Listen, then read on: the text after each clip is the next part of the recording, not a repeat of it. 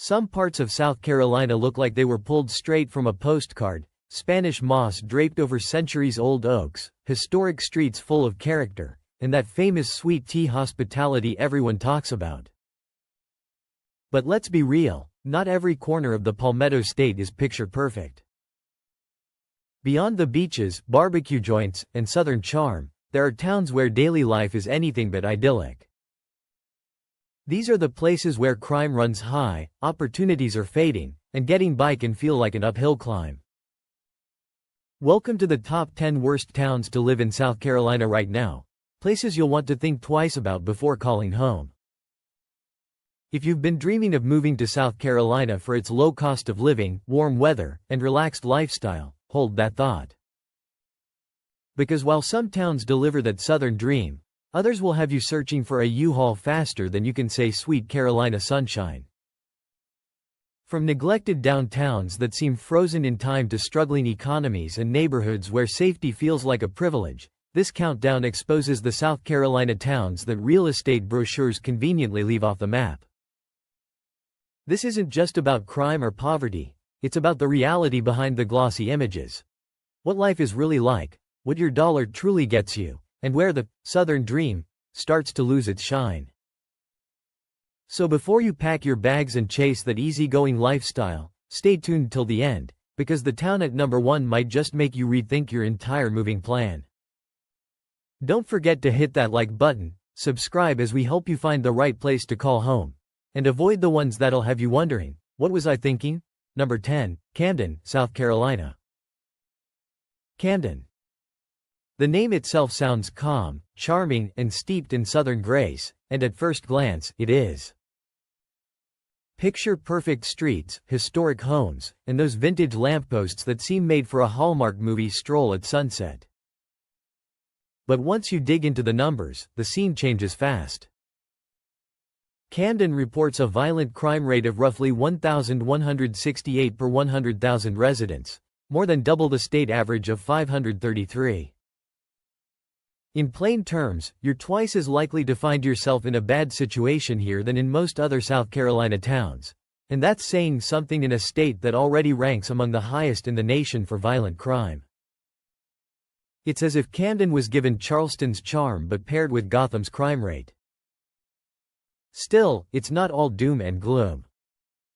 The town boasts a rich Revolutionary War history, beautiful horse country, and residents known for their resilience and neighborly pride. But the numbers don't lie: rising crime, persistent poverty, and an economy that seems fueled more by nostalgia than growth paint a tough picture.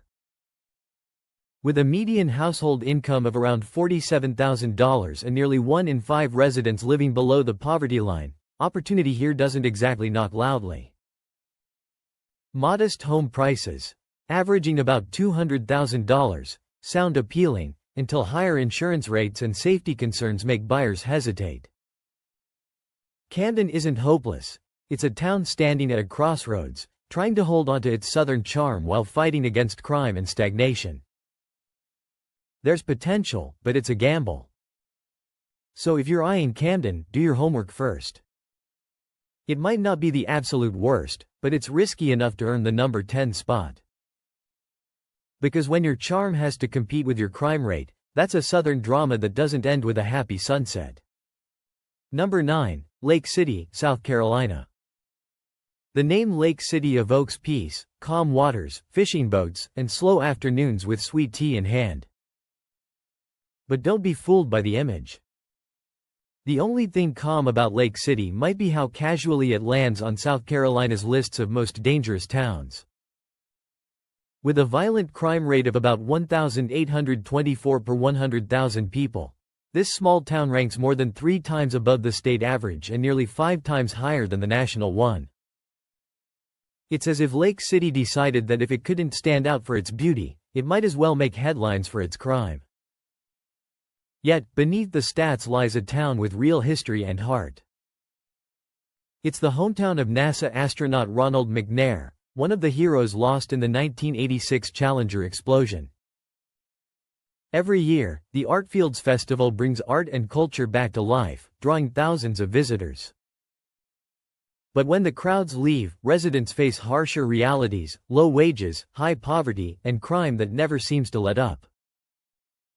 The median household income is roughly $35,000, and about 28% of residents live below the poverty line. With so few opportunities, trouble often fills the void.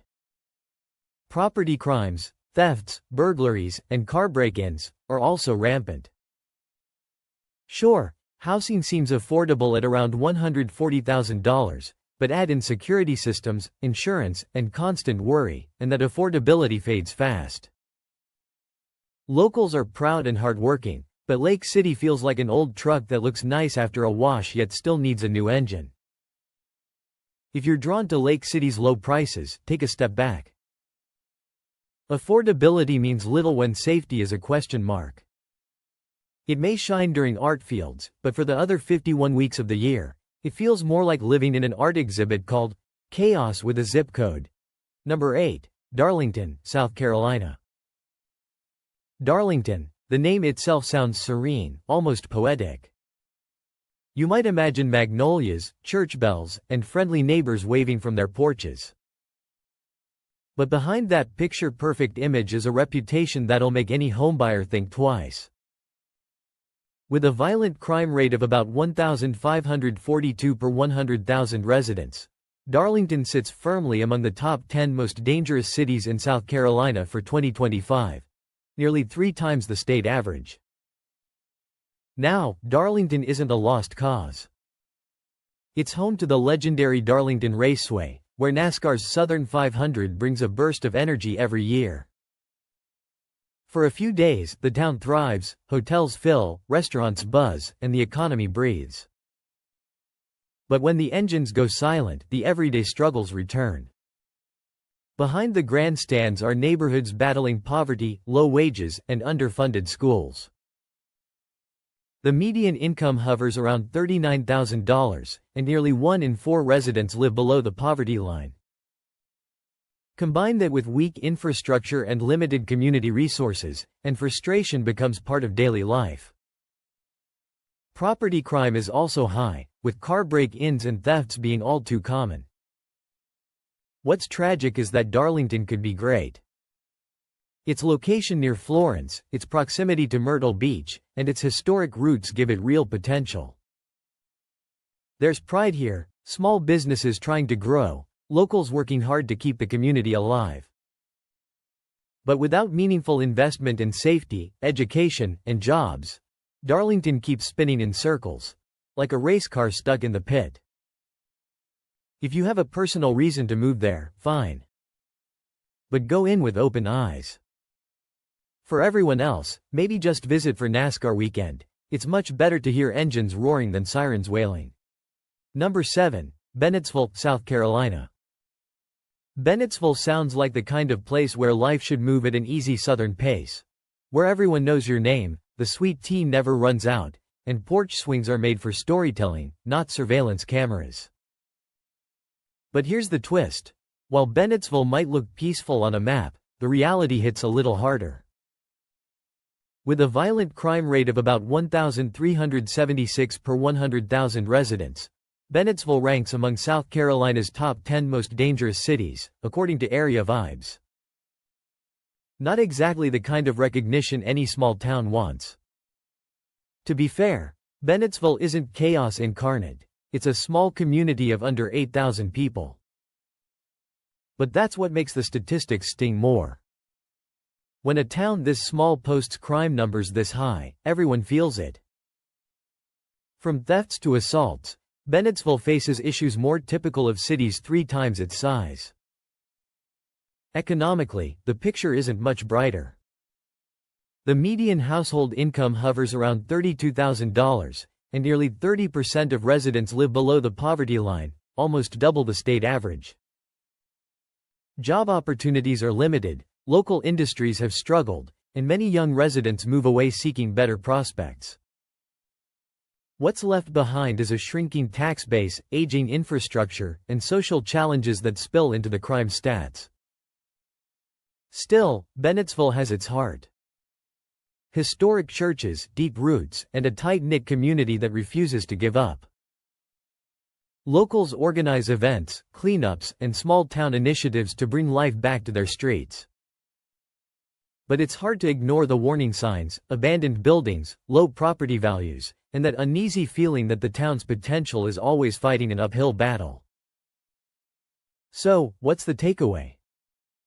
Bennettsville may give off that classic small-town America charm, but the reality's rougher around the edges. If you're tempted by the low cost of living, remember there's a high cost in safety. It's a place where you can fall in love with the community. Just keep your doors locked while you do it. Number 6, Spartanburg, South Carolina. Spartanburg. The name sounds strong, like a city where warriors once gathered to plan over sweet tea and cornbread. But today, it's less about strategy and more about surviving everyday battles you didn't sign up for. With roughly 38,000 residents, Spartanburg frequently appears on lists of South Carolina's worst places to live, and sometimes even earns a spot on national rundowns. According to recent data, residents face about a 1 in 65 chance of becoming a victim of violent crime, nearly 3 times the national average. So yes, Spartan feels about right, because you'll need resilience to thrive here. That said, Spartanburg isn't all bad news. It's rich in history and culture, with a growing downtown that's fighting hard to reclaim its reputation. The food scene is solid.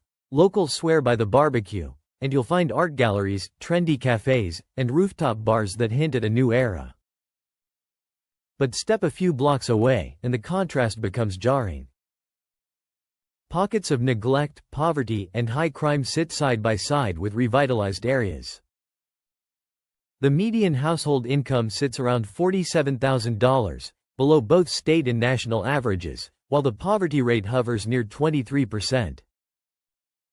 Add in struggling schools, limited affordable housing, and the lingering effects of industrial decline, and the city's challenges become clear.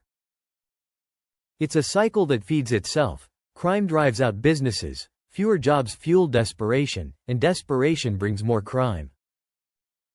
Yet, Spartanburg still holds potential. Its location between Charlotte and Greenville, 2 booming metros, gives it real strategic value. Developers have noticed, and the city's downtown revival is proof of that. Still, for every polished new block, there's another where locals warn you not to linger after dark. It's a city split in two, one side sipping craft lattes, the other worrying about making it home safely. Should you move to Spartanburg? Maybe, but only with careful research. Some neighborhoods are on the rise, others are barely hanging on. Knowing which is which could make or break your experience.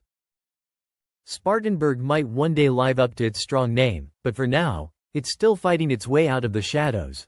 One block, one renovation, and one hopeful local at a time. We're halfway through the countdown. If you're enjoying the video so far, don't forget to like, subscribe, and ring that notification bell for more deep dives.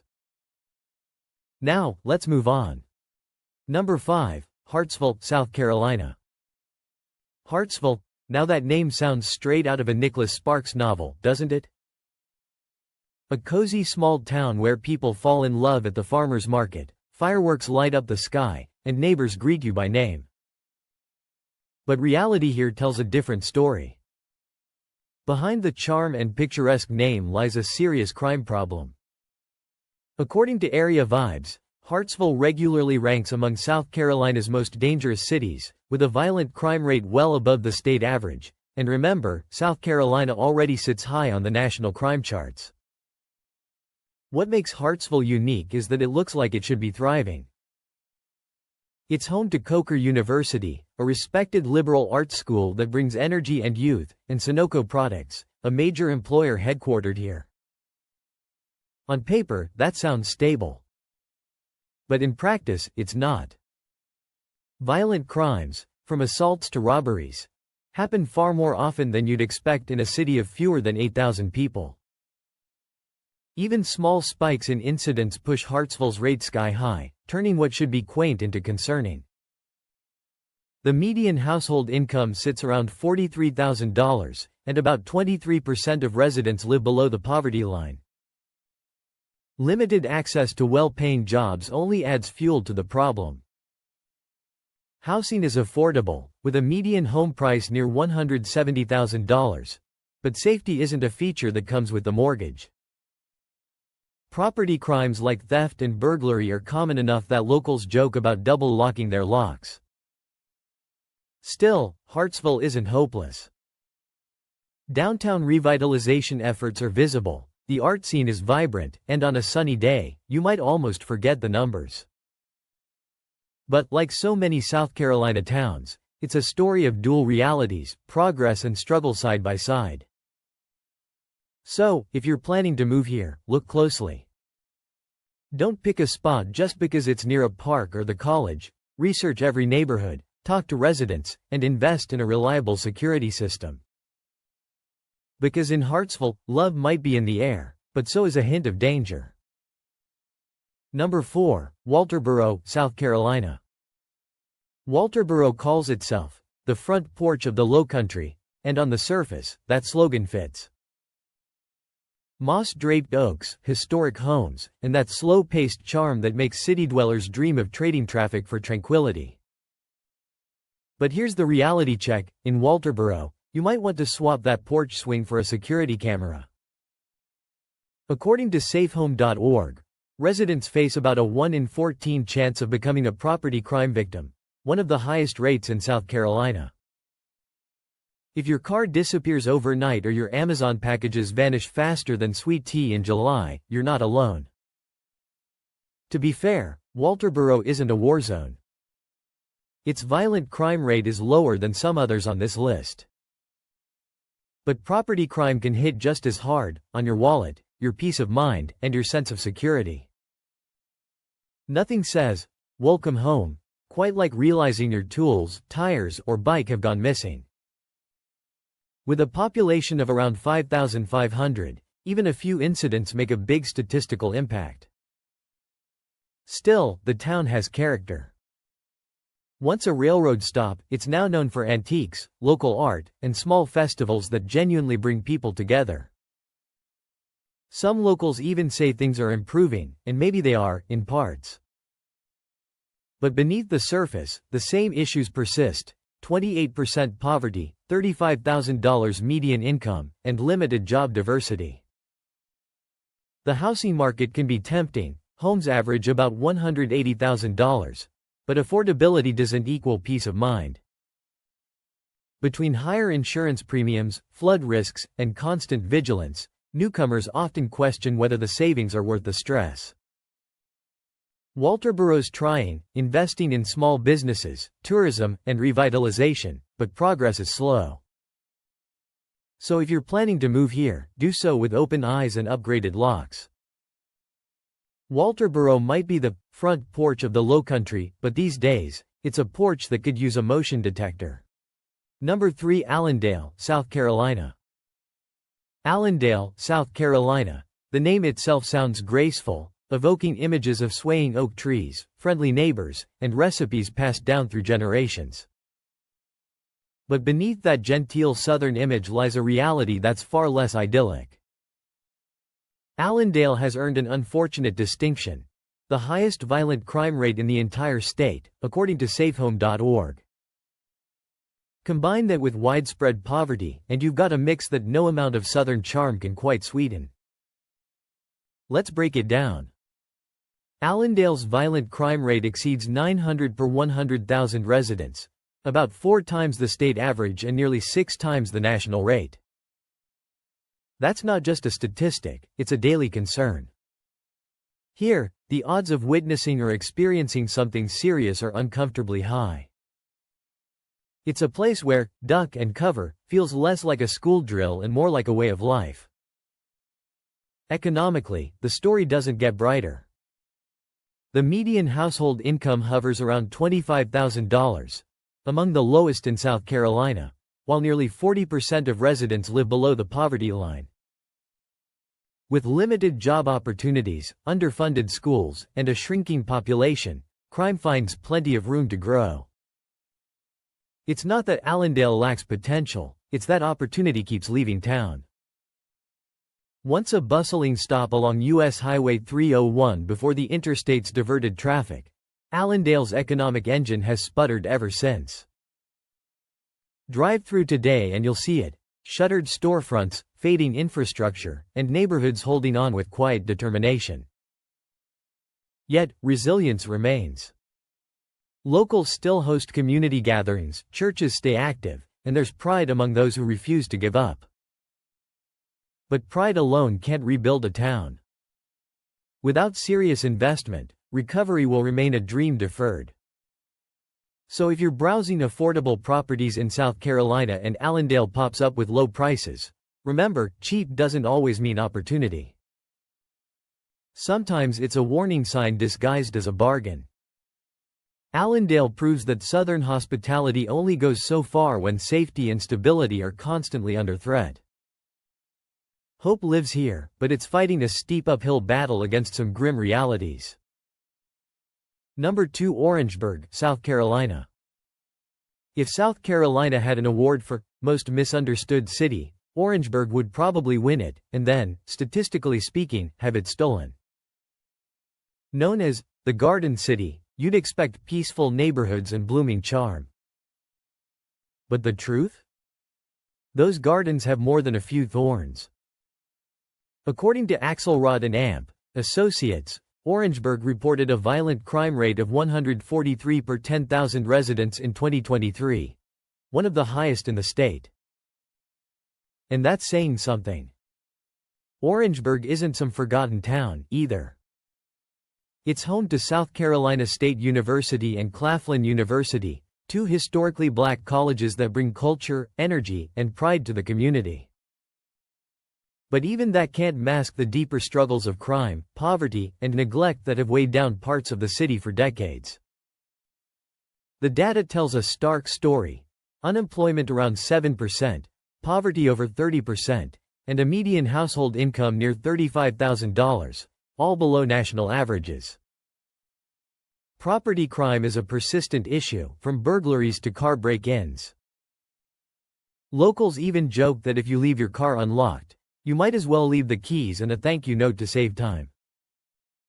Violent crimes like assault and robbery remain alarmingly common, too.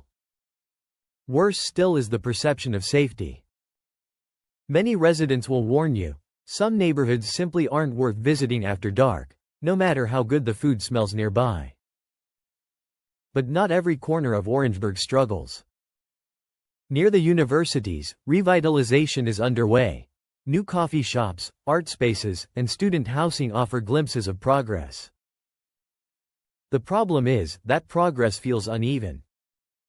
One side of town talks about growth and innovation, the other still wrestles with boarded-up homes and overstretched police patrols. So, what's the verdict for would-be residents? Orangeburg is affordable, no doubt, but affordability often comes with trade-offs. If safety and long-term stability top your list, you might want to keep searching. Orangeburg is a city that wants to bloom again, but for now, it sits somewhere between potential and peril, a dangerous place to linger for too long. Number 1, Dillon, South Carolina. Ah, Dillon, the little town that makes big headlines, and rarely for good reasons. With just over 6,300 residents, Dillon somehow manages to top the charts as the most dangerous city in South Carolina, according to Area Vibes. And the numbers are jaw-dropping: a violent crime rate of 1,873 incidents per 100,000 people. That's nearly 300% higher than the state average and 5 times the national figure. When locals start comparing their safety levels to action movie plots, you know things are bad. But let's be fair. Dillon isn't some sprawling city gone off the rails. It's a tight-knit border town near North Carolina, best known for its quirky, south of the border, tourist stop, complete with giant sombreros and neon lights visible from I-95. Tourists stop for photos and souvenirs, but just a few miles away, residents are battling poverty, crime, and stagnation. Here's the harsh math. The median household income is around $28,000, less than half the national average. 1 in 3 residents lives below the poverty line. Jobs are scarce, industries have left, and opportunities followed them out the door. Combine that with underfunded schools and an overworked police department, and it's easy to see how desperation can become its own economy. Property crimes are rampant, too. Theft, burglary, vandalism. So much so that "lock your doors" has become less advice and more a way of life. Yet even here, you'll find resilience. The people of Dillon are tight-knit, family-oriented, and hopeful. Local leaders are pushing for revitalization and small business growth, though progress is painfully slow, like trying to run a marathon through quicksand. So if you spot a beautiful, affordable home in Dillon and wonder why it's priced so low, now you know. Dillon proves that small-town living isn't always peaceful living. Sometimes, affordability comes with an asterisk. Bring your own alarm system. For now, Dillon holds the unwanted title of South Carolina's most dangerous city, and sadly, it's a crown that still fits all too well. And there you have it. The top 10 worst towns to live in South Carolina right now. From struggling economies and sky-high crime rates to towns fighting uphill battles, these places show that not every part of the Palmetto State is sweet tea and sunshine. Each has a story, some trying to rebuild, others trapped in cycles of poverty and neglect, but all remind us that where you live deeply shapes how you live. So, if you're thinking of moving to South Carolina, take this list as insight, not judgment. Visit, talk to locals, and see the truth for yourself before you decide. The goal here isn't to shame these towns, but to reveal what relocation brochures often leave out.